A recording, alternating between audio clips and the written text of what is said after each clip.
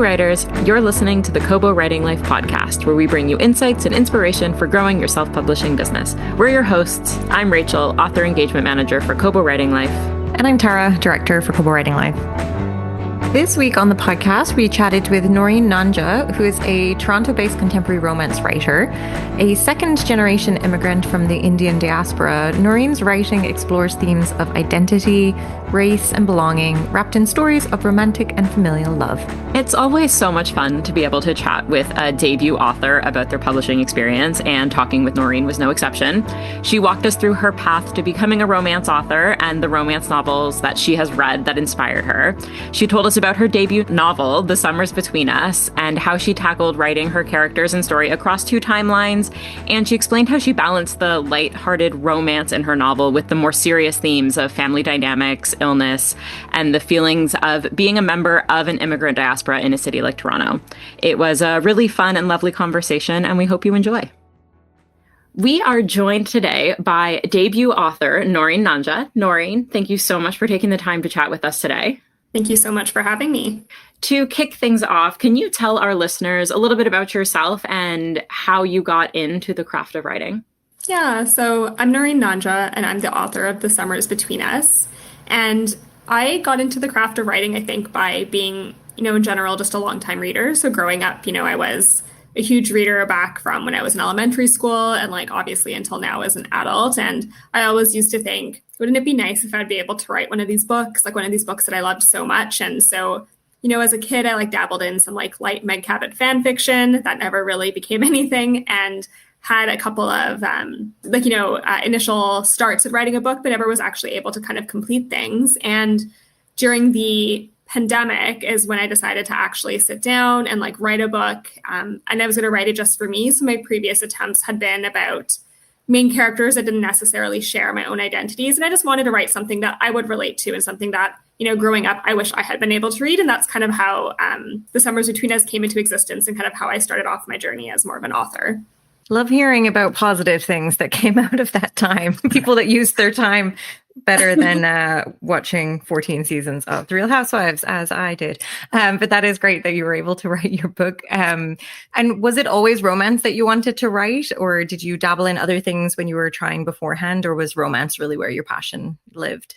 Yeah, so I think contemporary fiction, always with or without romantic elements, was my primary interest. I love reading other genres. I read mystery and I read fantasy, but the big things that really call to me in a story are character relationships. And so I always wanted to either write about, familial relationships or friendships or romance. And so especially during that time where, not too many positive things happened, I think a lot of us were looking for escapism. And so even though I'd always been a romance reader, since, as I described my Meg Cabot days, I really delved in deep into that genre during that time. And so it was natural that my book was going to be a romance.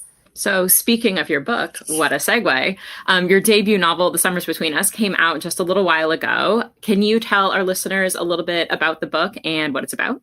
Yeah, so The Summers Between Us is a dual timeline second chance romance, and it follows Leah, who is a second generation Canadian and a lawyer. And it follows her back on her journey to her family's rural property, where she had vowed never to return 10 years ago. And of course, when she's back at the cottage, she meets Wes, who is her first love and the man that she wanted never to see again. And it follows her falling in love with him again as they get their second chance to make things right. A perfect summary. Rachel and I both read this, so we very much enjoyed it. I was wondering if you could tell us about what the writing and publishing experience was like. As this being your first book, was there anything that really surprised you about the experience? Yeah, so I started writing this book in the summer of 2021, I think. Yeah. And so it's such a long process, right? Because it came out in May of 2025. So I think one of the big things that I really learned is how slow publishing can be. And I think there's a lot that goes into just writing the book, and then also the more business end of things where, you need to kind of query to find an agent, and then an agent generally takes your book out on submission to editors, and the whole process can take, months and years. And so I think that was one of the biggest takeaways from this experience, has been to be patient.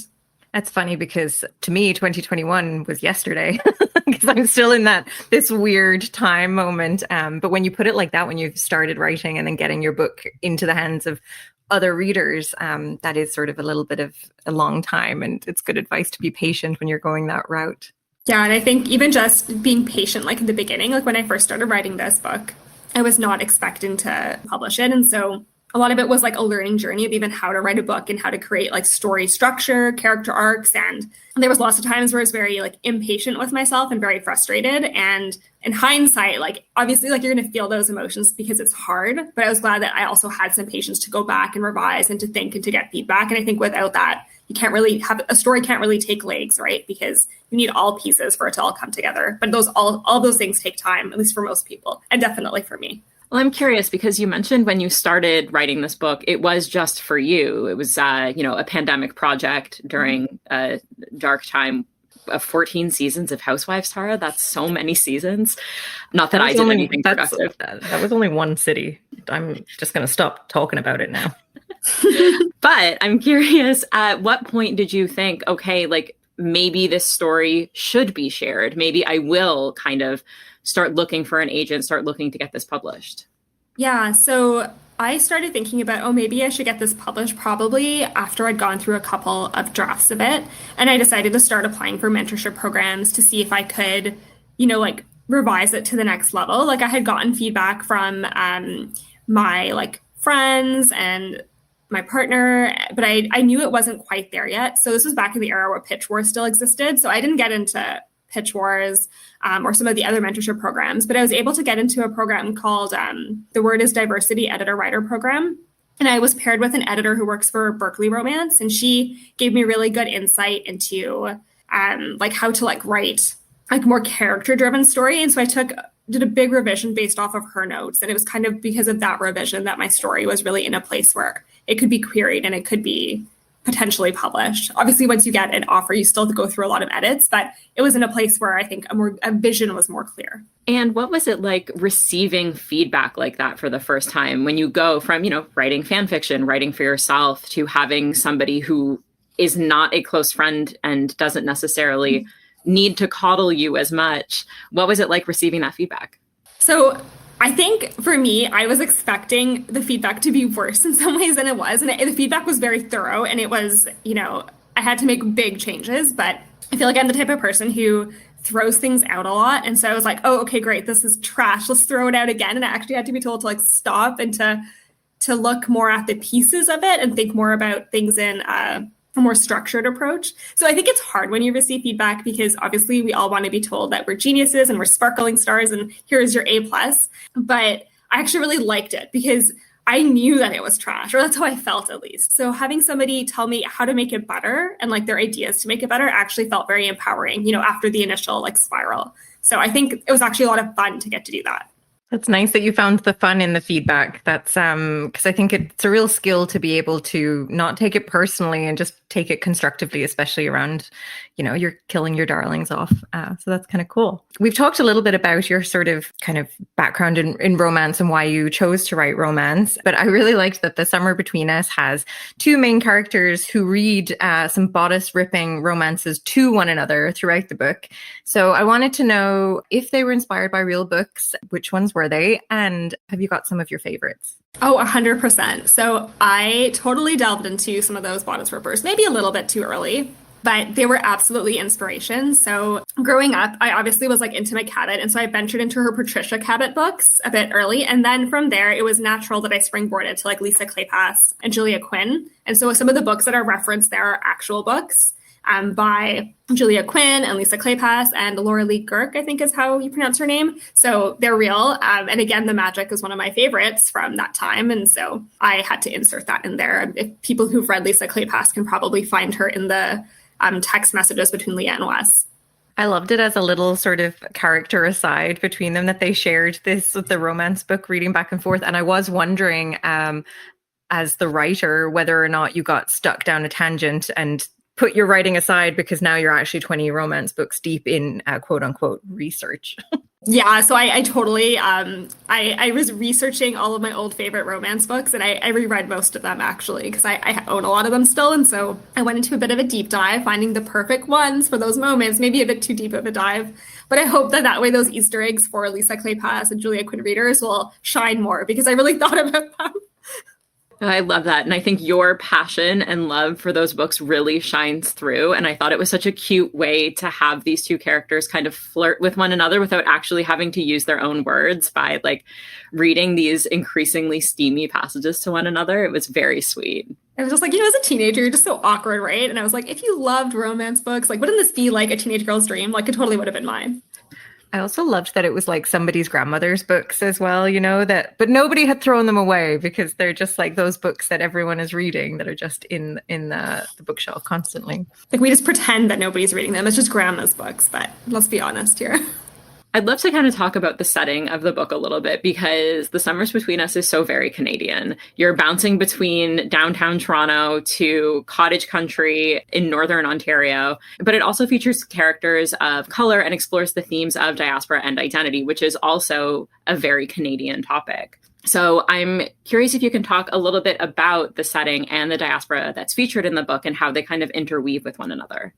Yeah, absolutely. So just as you described, the book is set in Toronto and also in Pike Bay, Ontario. And it features characters, who come from different parts of the world. So Leah is a second generation Canadian and her family is from Uganda, and her family would have been her grandparents would have been before from India or Pakistan. And so she is a member of the diaspora. And so I wanted to kind of bring that kind of Canadian experience to page. So my family has a similar identity. And, growing up, I was always very torn in some ways between two identities. So an identity that my family thought should be a certain way, and obviously an identity that, people in the community around me at school, et cetera, were experiencing. And so I really wanted to show how somebody who was growing up with those kind of two different values or two different expectations would try to navigate between them, and also sometimes would code their interactions based on who they were interacting with.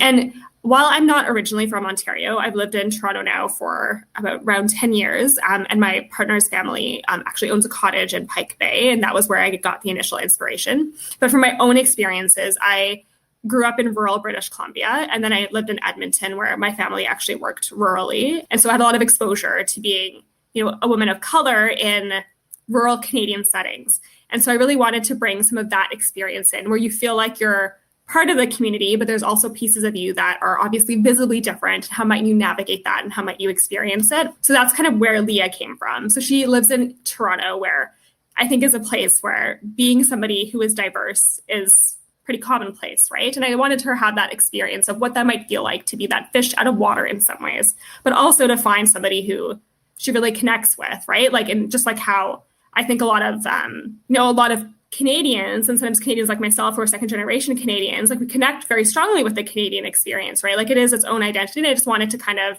have her experience that in this book. No, I think you captured it well. It seemed to be, I don't want to say conflict. I mean, I guess there is conflict in the book, but it's a little bit around the different identities of who she is with this person that she's falling for versus the family expectations, and then even with her sister and different sort of more, again, air quotes, traditional expectations versus what it's actually like living in a diverse city like Toronto. So I think it was you sort of kind of balanced both of them with showing the conflict between them. They felt very real as you were reading it. Yeah, and I wanted to also, I think, Leah, when she's younger, I feel, and I don't want to spoil anything, but I think when you're younger, things seem more black and white.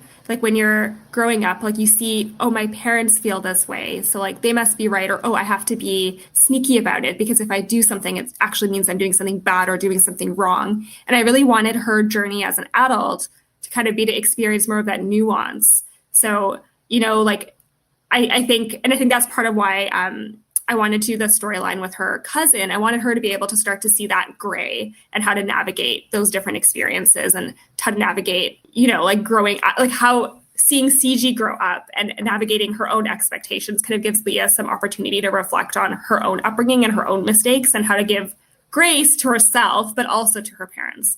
And I think that's also important too, because I think I don't want to, it's not I didn't want to write a story where I'm saying that, those traditional expectations are bad, right? I wanted to give kind of create the experience of how do we understand each other, despite our different experiences. And that can be different even in a household, right? A child versus their father or mother might have very different experiences. And so I kind of wanted to create that. I wanted her to experience that, I guess, epiphany over the story. No, and to echo Tara, I think that that was really great. And I loved the influence that CG had on Leah, even if she didn't realize she was having it. And I do just kind of want to touch on very briefly. I saw that there was in the acknowledgments of the book thanking kind of like a Gen Z correspondent. And I'm curious if that was to ensure you really captured CG's voice. Yeah, absolutely. So one of my friends has a younger sister who's from that generation, and I wanted to make sure that I captured that experience because obviously, like, I'm a millennial, and so my growing up experience and also my communication is different than somebody who's from that generation. So my sister's friend, who is also a second generation Canadian, was able to help provide both that cultural context and also some of the slang, double checking before I put that in. A Gen Z sensitivity reader. I love that. You've touched on a little bit about how diverse the book that you've written is and the characters there. So how do you approach like writing diverse characters in an authentic way? Yeah, so I mean, obviously not all the characters in the book share my identity. I really leaned on my community to read like early pieces of my work to make sure that I was being sensitive to their experiences as well. And so that was a big part of it. And then a part of it was also, as somebody in a diverse community, like I'm fortunate to have friends and family who share different diversities. And so being able to ask them their own experiences, to be able to imbue the book with more of that, I think was really important to me because I wanted it to feel authentic. I wanted it to feel like this could be somebody's friend, right? Like who's going through this experience. I wanted it to be relatable. No, and I think like a lot of people will appreciate the authenticity that the characters feel, and going to people who have different lived experiences than you, I think is like such a great way to gain that knowledge and that insight, and a really great way to kind of capture the like diversity within one community as well. Yeah, I don't know. It was great. I enjoyed it. Thank you. I'm going to switch gears just a little bit here to talk a little bit more about the plot of the book and the dual timeline narrative, which the book uses, which you have mentioned. And I was curious what some of the challenges and rewards of writing dual timelines is, and how do you keep the story cohesive throughout the different time periods? That's $1 million question. So I think for me, initially it was a lot of iteration, right? Because I was kind of also, this book was also, part of my process of learning how to write a narrative. But once I started to get more confident and more concrete about what I was trying to write, I started to think about the stories as they're separate, but they had to be combined at the same time. So as Leah's going through something in the present, I wanted to make sure that the past had either a mirror of what was happening or some sort of tidbit that would tie in to why Leah's making the decisions that she does in the present so that the past would feel informative. And so there was, as part of the editorial process, there were quite a few heavy cuts and heavy shifting that had to be done to make sure that things actually were aligned. Like I was initially having a lot of trouble kind of aligning everything. I had like written things kind of in big chunks, but to actually intersperse them into a dual timeline narrative, they did have to be spliced and some things needed to be excised, even though I had a lot of fun little like family scenes that were not necessarily helpful to building up the romance or building up the tension. So it was just a lot of thinking really, like, and really paying attention to what each scene was doing, like in each moment. So a lot more, I think, more targeted editing, and writing was more fun. Like I was just exploring initially and then had to kind of pull back. And in creating these two timelines, you also get to experience Leah in two very different time periods in her life, as a teen and then also as an adult. How did you capture her voice and the changes that would have happened to her over time within these two narratives? Yeah, so in the past timeline, I really wanted to think of Leah as a child. And, when I was growing up, I read a lot of YA and I tried to think about what is different about a YA voice versus an adult voice. And like, obviously this book is an adult book, but I really wanted to reflect on that coming of age story that we see in a young adult book often. And I also wanted to reflect on the adolescent experience. And I don't know about you, but as a teenager, I was certainly very, in some ways, self-centered, right? So the world was about me. And Leah's not a bad person, right? But she's a teenager. And so she feels that the world is about her. And I had recently talked to some readers who were like, well, like Leah perceives that, like she's more into Wes and all of these other things. And I was like, yes, exactly, because she wants him and it's all about her. And it's not her fault that it's all about her, but that's how she's seeing the world, right? Like everything somebody does directly applies to her. And so that was kind of how I approached the love story. Like it was an all-consuming thing for her, right? Like she wanted Wes and she had those blinders on, but she also had that fear as a child, like what will I do if my parents don't love me anymore? So I try to like, that's kind of how I focused her in the past timeline. Like that was kind of the crux of who she was. And I tried to have those things be constantly in my mind as I was like drafting that timeline to make sure that Leah stayed a teenager in that timeline. I didn't just flip to her more adult voice, which maybe is a bit more nuanced. Like she has a little bit more, I don't want to spoil things. She has more heavy things on her mind, even if they're not like so immediate. And she's obviously grown and had to deal with different challenges. And that shifts how she interacts with people, where she's maybe more wary. She maybe knows not everything is about her. And how does she navigate those expectations in a way where she can both be there for people around her, but also still prioritize herself, but in a more mature way? I think finding or like focusing the self-centeredness of a teen is such a good idea that I wouldn't have thought of. And it sounds very insulting to teens, and that is not the intention. But they're not listening. Don't worry about that. We are very hot with the youth, Tara. But it's true. When you're a teenager, like the world is ending all the time. And then when you grow up, you realize, okay, maybe that's not the case. So another thing I wanted to touch on, though, with like present time Leah, is she's a lawyer. And there is some legalese in the book, and you kind of see a little bit of her working life. Did you fall into any research holes there when it came to learning about what it means to be a lawyer in mergers and acquisitions? Yes, I was reading a lot. So I'm not a lawyer. I spent a long time on Reddit lawyer. I was just scrolling through, and I was randomly texting friends, some of whom I wasn't like super close with, random legal questions. And I'm sure they thought that I was thinking about a career change.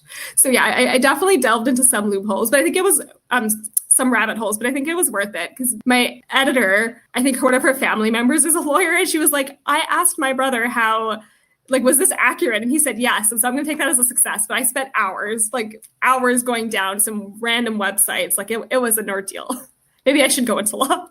Well, you understand what's needed, so maybe not. I think like, Leah's extremely overworked in this book. That's true. That's a good point. Yeah. When she's an adult, there are glimpses of her sort of like where she, I mean, I'm not giving anything away, but there's moments where you can kind of tell that she forgets her adultness and kind of falls back into her teenness a little bit. Were those moments hard to write, or was that sort of like the satisfying bit where you're actually pulling it both together? Yeah, I think for me, like it was not hard to write per se, but it was those sections that felt the most fulfilling, and like you have to be more nuanced with it, because who is she really? Like she is not a teenager, but we all have those moments, right, where we give into an impulse or we're really excited about something and you feel that glimpse of like how it felt like to be a teenager. I'm talking about like I'm talking like I'm a super adult, so no teenagers should listen to this, but like. And I wanted to capture that for her because like I've certainly had times like that where I have felt like my 13-year-old self again, right? Like something really exciting, like a movie or a book or something that I've been excited about is coming out. And I feel like I just go back, and I wanted to kind of have her have those experiences where she kind of regresses a bit. And some of it in some ways is with CG as well, right? Like she's kind of annoyed by her sometimes, and that brings out a bit more feistiness of her and kind of, I felt like, waked her up a bit from her drudgery life as a lawyer. And the romance novels too, I think that helps. Yes. I mean, yeah, romance, I think for all of us is an escape, and I think we all can kick our feet a little bit at the right moments. Now, throughout the book, you are also balancing the romance and the, like you said, kicking your feet at the cute love story with some really serious themes like family dynamics and illness. And I'm really curious how you navigate blending these emotional layers while keeping the story engaging and ultimately very hopeful. So I really wanted to write a story, I think probably because of the time that I wrote it. Like we were dealing with a lot of serious topics. And while I was loving escaping into like really fun rom-coms and like where, crazy things were happening and there were hijinks everywhere, I also wanted to feel hope in, right now, like what we were dealing with. And like, obviously I don't really delve into the pandemic and things like that in the book, but I think by having to navigate like serious family illness and other complications with family dynamics, like I wanted to show that, all of us are going to deal with some heavy things in our life, but I want us to be hopeful about the future and hopeful about our relationships with others. And that was really something that I wanted. And I hope that by being able to balance, some of those heavier topics, but also with something really bright happening in Leah's life, that hopefully people who read it will feel the same about the things that they're dealing with, that there are still positive things that we can, think about and fixate on, and also things that we can do to make our lives better, even if we can't control all the hard things that come at us. I think it helps make things feel a bit more real when you're reading something like that, because maybe it's fun to read a book where, it's Pleasantville and everything is perfect, but it's, when you can actually see yourself in some of these characters and some of the challenges that they're having. I think you just connect with the book a little bit more. Yeah, I wanted it to feel real. Those are my favorite romances. Like, I love them all, but as somebody who reads a lot of romance, like, I find that the ones that often stick with me are the ones where I also felt like I went on a bit of an emotional journey as well. And so, because that's my favorite, that's what I wanted to write. It all makes sense. Now, I don't want to give anything away, but like you mentioned off the top when you were describing the book, the dual timelines is Leah at the cottage, and then time passes and she never wanted to go again. She never wanted to see this person again. And as the book progresses, you start to learn why. I want to know, obviously no spoilers, did you know why when you started writing, and how did the kind of ultimate or the penultimate moments and ending come to you throughout the writing process? So I didn't know exactly why, but there were tendrils of that event kind of from the beginning. So I don't want to give spoilers away, but what happened was when I was writing this book, like I think I was trying to be too nice to Leah in some ways. And so the way those events happened, they didn't quite happen the way that they did. One of the events happened to another character, though the other event happened to Leah, and I won't kind of get into all of that. But as I was writing the book and kind of based off of my mentor's feedback, she was like, your character has to make choices, and those choices have to impact the story. And that's kind of what tied everything in together. So kind of after like my most coherent draft, that's when I made that change. And I think that was then the ending clicked after that. And so the main scene that is part of that section, talking vaguely here, was almost the same, that draft to the one that's published, like the most coherent draft that I would have let anybody read to the one that was published. Like that one is the same. And each time, every time I would read that scene again, it would always be like, woof. And it always felt the same. And that's how I knew that was the right scene. So there's like moments in writing where it feels awful, like pulling hair. And there were moments where my fingers were just flying across the keyboard. And yeah, that one was a magical scene for me in a very heartbreaking way. I do love that the editorial advice was maybe you need to torture your protagonist a little bit more. Yeah, I know Leah really got it good. Sorry, girl. But it was good advice. And like, honestly, once that change came in, I think a lot of the rest of the edits like fell in place. Like once I had that cemented, it like kind of tied up a lot of the things that I didn't know earlier in the book. It all started to come clear now because Leah herself was clear. Now I knew what had shaped her, especially as an adult. And just sticking with the book for a little bit longer, I'm curious about the supporting cast of characters, because Leah has a sister, best friends, folks up at the cottage. How did all of these people in Leah's life kind of come together throughout the writing process? Yeah, so I knew her sister for sure early on. And I knew her mother, father, and CG. CG actually went through some changes during the editorial process. So she was one where there was more heavy lifting to do, I think, to make her feel more like a real person. And Jake and Andrea. I mean, obviously Wes was like there too, but Jake and Andrea were there, but they needed to go through some more development. I personally have a soft spot for Jake. Andrea is an interesting character who had multiple purposes, I think, and I wanted to make her have multiple purposes. I didn't want her to just be somebody who we could see as maybe an antagonist to Leah. I wanted her to be a little bit more complex, and also for her to put Mel through her own kind of character arc. And Hassan also went through some shifts because there were different versions of him and none of them were quite fitting right. And, I know people like Hassan and I love people like Hassan. And I wanted to make him into somebody who we aren't sure how he's going to turn out. And I wanted us to see ourselves maybe a little bit in him and about how he, really wants a happy ending, because I think a lot of people do. So I wanted to put him in those shoes. Maybe he's in the reader's shoes. He wants a happy ending. Which happy ending? I'm not sure. You mentioned at the start of our conversation the mentorship program Word is Diversity, and how that sort of helped with the writing of this book. Could you talk a little bit more about like how you used it or how you've used it since then? And if you have any advice for indie authors that are seeking support within like a writing community? Yeah, absolutely. So the mentorship ended in 2023, but what was really helpful from that was being able to speak with a publishing professional about how to navigate a lot of the confusing parts about the industry, like querying and finding an agent and how to navigate the publishing process. And so in addition to getting feedback on my manuscript, I also got help and guidance around how to approach these different things. The other thing that was really big actually from the mentorship process was being able to meet the other mentees. And one of the other mentees, she has a graphic novel coming out in 2026. Her name is Sophie Lee. She's one of my critique partners now, and being able to have a community of writers has made a big difference. And she was definitely somebody I leaned on a lot through the editorial process, as my book was getting ready to be published. And I think having friends in the writing community can make a big difference. And so this is at the time where Twitter still existed, but there's a lot of writing mentorship programs still running now. And so people who are looking for that should definitely Google.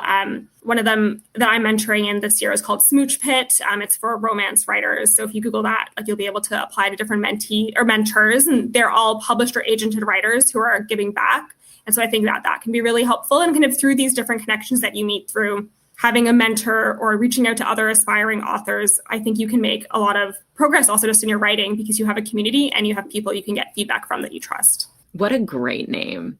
Smooch Pit. I love that. It's so good. I know. I was like, this is great. So I mentored in it last year and it was a lot of fun. And the community there is really great. I'm imagining it's just only kissing scenes, the entire thing. You know what? I will not say no if somebody applies with me with a book like that. We'll make it have a plot somewhere, but can't say no to kissing scenes. Well, I also think that writing is such in itself is such a solitary project. It's you, a Word doc, and the visions in your head. So I think that finding a community can be so helpful. And I'm kind of curious if there's any pieces of wisdom that either were imparted to you through your mentorship or through your critique partners that you would like to share that's kind of really impacted how you approach writing. Yeah. So one of my critique partners has, and I think it goes back to also what my mentor told me, is to make sure your character has agency and their decisions are what's impacting the story. When I'm working on a book and a piece is not working, I find that it's often because I've left the agency at the door and the character is just being moved around aimlessly by the whims of other people. So if you're ever in that rut, kind of go back to your character and go back to what they want and then reapproach the scene. And for me, that really clarifies things. That's so interesting because sometimes we hear, it's great to see that side of it where authors talk about how, the character just took me in this direction. So I like the idea as well of the character being like, I don't know where to go. You gotta tell me. I'm just imagining Sims just, wandering around rooms with no doors. Well, that's totally it. I think some people are very character driven and I can be, but that comes more in the editorial process for me is when the character is cemented in my mind. And during the drafting process, I have a tendency to sometimes be like, okay, come on, Sim, let's go walk over to door on the right. And it's actually no, the character has to want to go to door on the right because I don't know, there's a sandwich there or something. They have to be motivated. And that's the biggest thing for me when it comes to approaching a draft. And I have had two really good critique partners who keep poking me whenever I forget that. And that's important because sometimes you need to be reminded of where you're not so strong to be able to fix it because we all have blinders on a little bit. Well, now I'm curious as to what your drafting process looks like, because you've mentioned a few times that the Summers Between Us went through several iterations. So I'm curious what your writing process looks like. So I was hopeful that after being able to write a coherent book that I think The Summers Between Us is, that it would be easier. I think I'm still very much an iterative writer where I have to go back and reiterate a lot. And part of it is because I'll forget things like the character motivation or, maybe I'm 50,000 words into the book and I realize I've been moving around Sims because 25,000 words in, I forgot that my character actually wanted something else. And I was just trying to push them into what I wanted the book to be or the outline that I had. And so drafting for me is a lot of rewriting. And another big part of it, at least for me, is to get feedback from people I trust early. So obviously I don't want to give them something where there's nothing there to get feedback on, but to create as coherent of something as I need and then to ask for help has always been really beneficial just because it reminds me of why I wanted to write the story in the first place, because then I can kind of have a discussion, even if I'm mostly just talking at myself. But just having a little bit of feedback thrown back at me really solidifies the story and the story arc and the characters. So that's how I approach drafting. And if you find somebody who can tell me how to write a coherent draft on the first try, I will pay them good money. I feel like a lot of people would pay good money to have that first draft be perfect. But I'm curious, as an iterative writer, and that you're somebody who to find your story, you have to do it a couple of times. How do you keep yourself motivated to get through to the end of that first draft without starting the rewriting process? That's a very good question. So, I can be motivated in two different ways. I can be motivated by word count. So I can absolutely plug out a sim draft and I'll push myself to the end just out of sheer determination. It might be painful and slow. And then I also think that my first draft comes back in the second round of iteration. So like that first draft is like an outline in some ways, like it's not really coherent. And then I allow myself to go back, and that's when I do more of my thinking with writing. And so that's actually the best time I find. It's the most painful because I hit a lot of roadblocks, but then it's also the times where things click and you get that like magical moment of flying, right? Like I think some people can just have a story pour out of them. I think I have a lot of stops and spurts. The spurts feel amazing, but the rest of it is just like... Let's trademark sim draft. I like that a lot. Sim draft, yeah. But so how do you balance your like full-time career, your writing, and your personal life while trying to maintain some of that creativity? Do you have any tips for authors who are kind of juggling multiple things but also want to write?